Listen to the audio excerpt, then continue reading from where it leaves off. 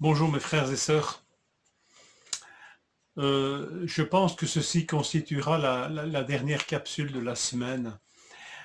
Samedi, je ne serai pas en Belgique, nous serons en Suisse avec notre fille Amélie et nous remonterons dimanche avec elle. Je donnerai le texte de la prédication à Pierre dans les temps voulus. J'espère que s'il m'écoute, ça le rassurera. Un mot de trop, c'est ainsi que j'ai intitulé cette méditation, un mot de trop, point d'interrogation. Je lis ceci dans Acte 26, 32. Agrippa dit à Festus, cet homme aurait pu être relâché s'il n'en avait pas appelé à l'empereur. Le verset précédent nous dit même qu'Agrippa et toute la noble assemblée là conversent entre eux et disent les uns aux autres, cet homme n'a rien fait qui mérite la mort. Ah, s'il n'en avait pas appelé à l'empereur, on l'aurait libéré. C'est touchant de voir que les grands qui ont entendu Paul ne trouvent en lui aucun motif d'accusation et lui témoignent en fait une certaine forme de sympathie. Mais les hommes, aussi importants soient-ils, et les femmes, aussi importantes soient-elles, ne voient pas plus loin que leurs sentiments, que leur intelligence. Bien sûr, pour Agrippa et Festus, il n'y a pas de Dieu qui puisse guider les pas d'un homme. Il n'y a pas de Dieu qui puisse changer les circonstances les plus sombres en bénédiction et faire de cet appel à César la volonté de ce Dieu pour amener Paul à Rome. Ils n'en sont pas conscients et on ne peut pas leur en faire leur reproche.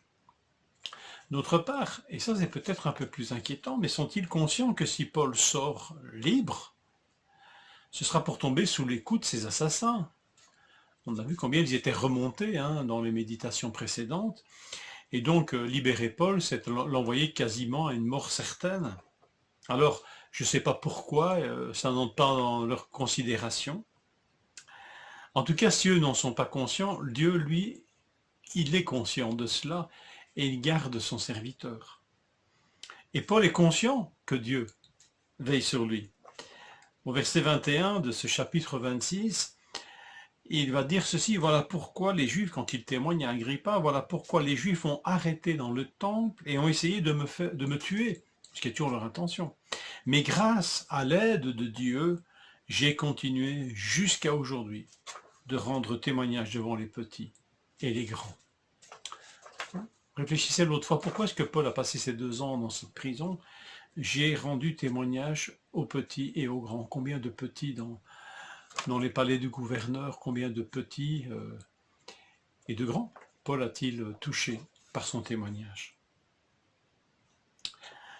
Alors, pas de pincement au cœur, Dieu conduit. Le pincement au cœur qui pourrait venir de « Ah là là, s'il n'avait pas demandé ça, Paul, ah, s'il n'avait pas dit ça, il serait libre. » Pas de pincement au cœur. Acte 19, 21. On est à Éphèse ici. Et après ces événements, toute cette émeute d'Éphèse, Paul forma le projet d'aller à Jérusalem en traversant la Macédoine et l'Achaïe. Et quand j'y serai allé, dit-il, il faudra aussi que je me rende à Rome. Donc les choses sont déjà là dans son cœur, conduit par l'Esprit, conduit par Dieu. Acte 23, 11, là c'est quand Paul est là à Jérusalem et qu'il va comparaître devant le Sanhédrin et la nuit suivante, le Seigneur apparut à Paul et dit « Prends courage ». Vous vous rappelez ce verset « Prends courage ». De même que tu as rendu témoignage de ce qui me concerne à Jérusalem, il faut aussi que tu rendes témoignage à Rome. Voilà. Non, Paul n'a pas dit un mot de trop en faisant appel à César. Cela faisait un temps que le Seigneur lui parlait de Rome comme prochaine étape de sa mission, et le Seigneur le confirme à Paul ici, au chapitre 23. Alors pourquoi est-ce que c'est dans la peau d'un captif que Paul doit aller à Rome? Ça, je n'en sais rien. C'est une question qui mérite peut-être votre réflexion et la mienne pour méditer. Peut-être qu'il y a là quelque chose que le Seigneur peut nous enseigner, mais je n'en sais rien. En tout cas, je ne vais pas essayer de positiver, mais c'est en tout cas aux frais de l'Empire romain que Paul va voyager et qu'il va faire ce voyage à Rome. Vous allez me dire, le Seigneur aurait peut-être pu prendre une croisière un peu plus luxueuse. Mais voilà, c'est ainsi, et on sait que ce voyage va être l'occasion encore de témoigner. Le livre des Actes ne se termine pas au chapitre 26, verset 32, sur une note tout empreinte de pessimisme et du regret d'un mot de trop. Un petit peu comme Agrippa dit à Festus, « Ah, s'il n'avait pas appelé à César !» Eh bien, le chapitre 26, verset 32 ne clôt pas, ne termine pas ce livre des Actes. Paul s'en va à Rome comme Dieu le lui a commandé. Je ne sais pas si c'est des mots qui ont un écho en vous. Ah, j'aurais dû dire. Ah, si j'avais su, jamais je n'aurais dit ça. Combien de vies peuvent nous sembler foutues, peut-être la nôtre, à cause d'un mot de trop?